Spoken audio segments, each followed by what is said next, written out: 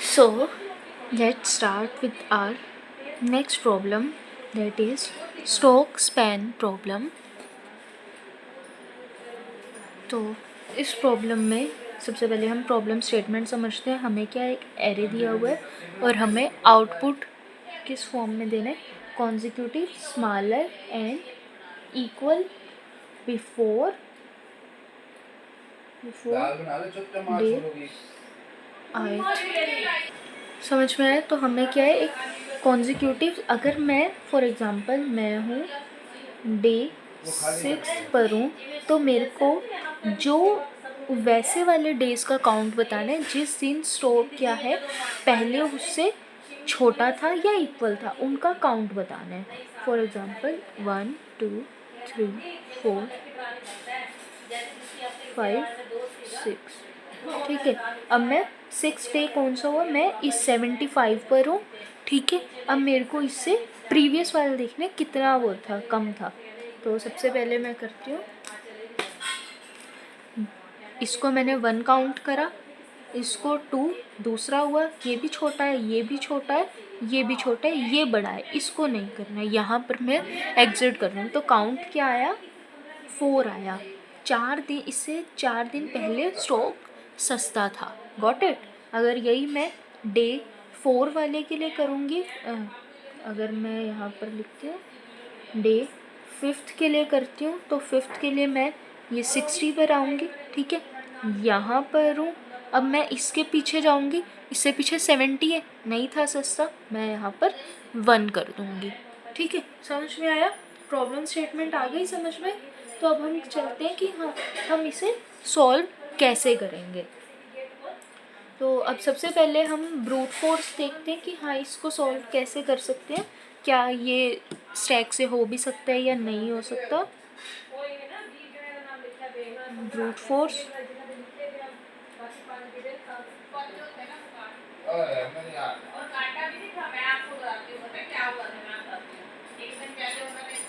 जे चलेगा, आई पूरा इसमें चलेगा, जे क्या है उल्टा चलेगा.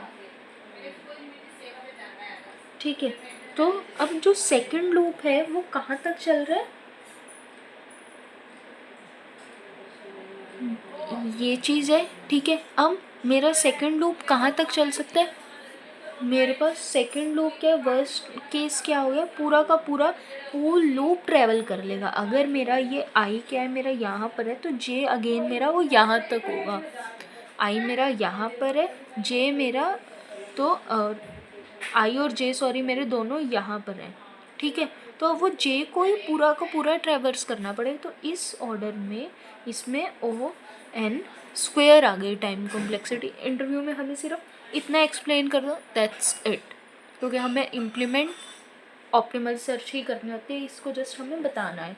ठीक है. तो अब और इसके अंदर क्या रेपिटेटिव वर्क क्या है, ये आई वाला, मैं वापस क्या है बार बार आ रही हूँ, मैं इतना आ रही हूँ, यहाँ से चल के आ रही हूँ, यहाँ से चल के आ रही हूँ, ये क्या है रेपिटेटिव वर्क है. ठीक है. तो अब मैं करूँगी ऑप्टिमाइज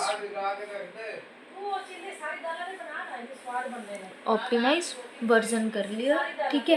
अब उसमें क्या होगा, सेम चीज़, रेपिटेटिव वर्क है तो आई कैन यूज़ स्टैक से इसकी टीसी कितनी हो जाएगी, विगो एन हो जाएगी. Got it. अब हम करते हैं स्टॉक स्टैंड. तो अब इसमें सबसे पहले हमने क्या करा होगा, सेम लूप के उल्टा चलेगा. ठीक है.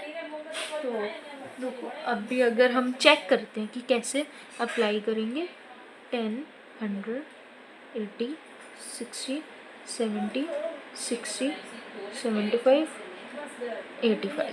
ठीक है.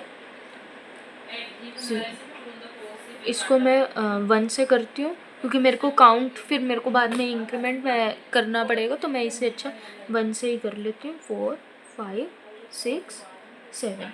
ये क्या है, अरे है. ठीक है.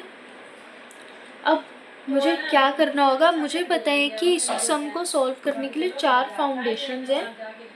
4 फाउंडेशंस कौन सी थी कि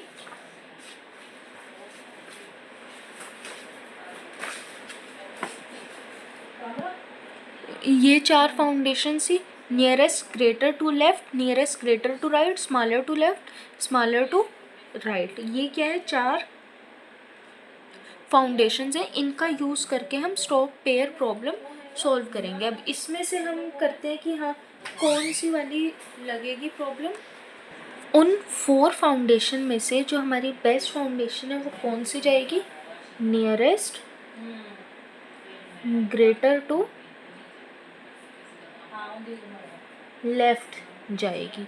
नियरेस्ट ग्रेटर टू लेफ्ट में हम, क्योंकि हम सर्च क्या है लेफ्ट में कर रहे हैं, जैसे उसे कोई ग्रेटेस्ट मिल गया कट मार देगा, वहीं पर ब्रेक मार देगा, वो स्टॉप हो जाएगा, वो उससे आगे चलेगा ही नहीं, ठीक है, और काउंट हमारा वहीं पर ही स्टॉप हो जाएगा। तो इसीलिए हमने ग्रेटेस्ट कर लिया लेफ्ट का। अब इसके अंदर हम पहले हमने क्या करा था, इंडेक्स में स्टोर कर रहे थे, मुझे इसके अंदर एक और इंडेक्स भी लेना पड़ेगा। अगर मेरी ये आइटम है तो उसका फॉर एग्जांपल इंडेक्स कैसे 75 है, ठीक है, की है, तो वो उसका इंडेक्स क्या है 6 है, ठीक है। तो अब मैं एनकाउंटर पीछे पीछे चलते चलते मैं आ गई फॉर एग्जांपल 80 पर आ गई मैं, ठीक है, 80 पर इसने ब्रेक कर लिया, 80 का है 2 है, तो ठीक है, इंडेक्स माइनस करा है 6 -2 + 1। हमें पता है कि हम कैसे बिटवीन इंडेक्सेस निकालते हैं, दैट इज़ +1 करके निकालते हैं, राइट माइनस लेफ्ट +1 करते हैं। तो यहाँ पर क्या आ गया 4 + यहाँ पर 4 + 1 दैट इज़ 5 आ गया। तो अब मैं करूँ यहाँ पर थी, यहाँ पर गई 1 2 3 4। 1 सेकेंड, सॉरी, हम यहाँ पर 1 नहीं ऐड करेंगे, वो हम 1 कब ऐड करते हैं, जब हम 0 इंडेक्सिंग होती है।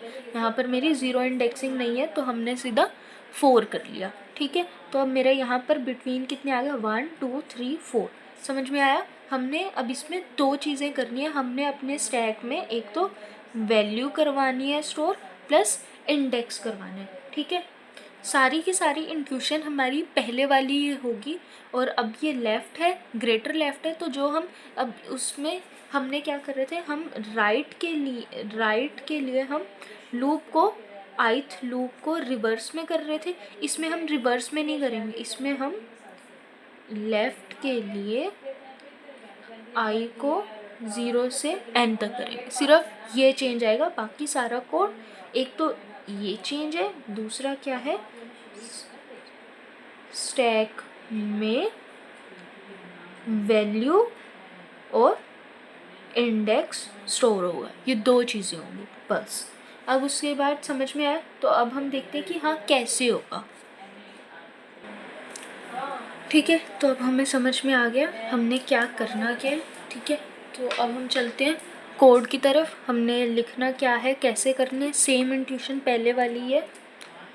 तो हमने इसमें क्या करा, हमने सबसे पहले एक स्टैक लिया जो मेरा पेयर में एक इंट वैल्यू करेगा दो और दूसरी भी इंट करेगा। तो अब इसमें वैल्यू क्या क्या होंगी, मैंने क्या बोला था, स्टैक सबसे पहले क्या करेगा, वैल्यू करेगा, फिर इंडेक्स करेगा। तो यहाँ पर वैल्यू, यहाँ पर इंडेक्स है, ठीक है। फिर सेकंड क्या होगा, वो क्या है, लूप तक चलेगा। मैंने बताया था यहाँ पर कि लेफ़्ट साइड है तो वो 0 से n तक चलेगा और स्टैक क्या करेगा, ये करेगा। फिर उसके बाद n 0 से n तक चलवाया, फिर सेम वही 3 कंडीशंस, अगर साइज़ 0 होगा तो -1, अगर साइज़ बड़ा होगा 0 से बड़ा होगा प्लस जो उसमें अब कंपैरिजन में यहाँ पर पहले हम क्या लगाते थे, हम सिर्फ एस डॉट टॉप अगर मेरा बड़ा होता था एरर आई से, ठीक है, तो हम पुश कर देते थे। लेकिन यहाँ पर मैंने पेयर में वैल्यूज़ करी हैं, तो अगर मेरी उसकी वैल्यू फर्स्ट टॉप का पहला एलिमेंट बड़ा होगा ARR से, ठीक है, टॉप का पहला एलिमेंट जो कि वैल्यू है बड़ा होगा ARR से, तो मुझे क्या पुश करना है, आंसर में सेकंड पुश कर देंगे, ठीक है। सेकंड हमने पुश कर दिया, फिर अगर ये चीज़ नहीं होती, सेम नहीं होती तो पॉप कर देना है, ठीक है, आंसर में -1 और स्टैक में सेकंड पुश कर देना है जो कि इंडेक्स कर रहे हैं, क्योंकि बाद में जब हम माइनस करेंगे वो हम इंडेक्स का ही करेंगे ना। और फिर हमने लास्ट में पुश कर दिया, ठीक है। तो अब हमने क्या रिटर्न कर दिया, आंसर रिटर्न कर दिया। तो ये मेरा पूरा कोड हो गया। इसने टाइम कॉम्प्लेक्सिटी कितनी ली, O (n) टाइम कॉम्प्लेक्सिटी ली। तो अब हम अभी मेरे यहाँ पर आंसर नहीं आया, तो अभी मेरे आंसर में क्या क्या चीज़ें स्टोर है, अभी मेरे आंसर में इंडेक्सेस स्टोर हैं जो इसके वैल्यूज़ थे। तो अभी जो मैं कह रही थी कि हाँ ये यहाँ पर माइनस माइनस करके हम निकाल रहे थे, ये वाला टास्क अभी रहता है। अभी हमने सिर्फ ये टास्क करा है, सेकेंड टास्क अभी हमने उसकी ओरिजिनल वैल्यूज़ नहीं निकाली। तो अब उसके लिए मैं क्या करूँगी, सेम मुझे एक लूप चलाना है 0 से आंसर के साइज तक चलाऊँगी मैं, ठीक है। और उसमें आंसर के आई में क्या स्टोर कर दूँगी, I minus answer of I store कर दिया और रिटर्न कर दिया आंसर। समझ में आया, ठीक है। ये हमने कर दिया। तो इसने इधर इसने क्या मेरी ओ एन ली, इसने भी ओ एन ली, ठीक है। तो 2n क्या हो गया, टोटल कॉम्प्लेक्सिटी हुई बिग ऑफ 2n, जो कि मेरी रिड्यूस हो गई बिग ऑफ n में, ठीक है। स्पेस कॉम्प्लेक्सिटी इसका ON था ही, जो कि स्टैक का था। तो गॉट इट, समझ में आ गया कि हाँ इस प्रॉब्लम में हमें करना क्या था, स्ट्रोक स्पैन प्रॉब्लम एक्चुअल में है क्या। हमने इसकी प्रॉब्लम स्टेटमेंट यूज़ करी, हमने इसका कोड देखा, हमने इसका इम्प्लीमेंटेशन करके देखी। तो ठीक है, ये रहा कोड। अब हम चलते हैं, बाय, कल मिलेंगे।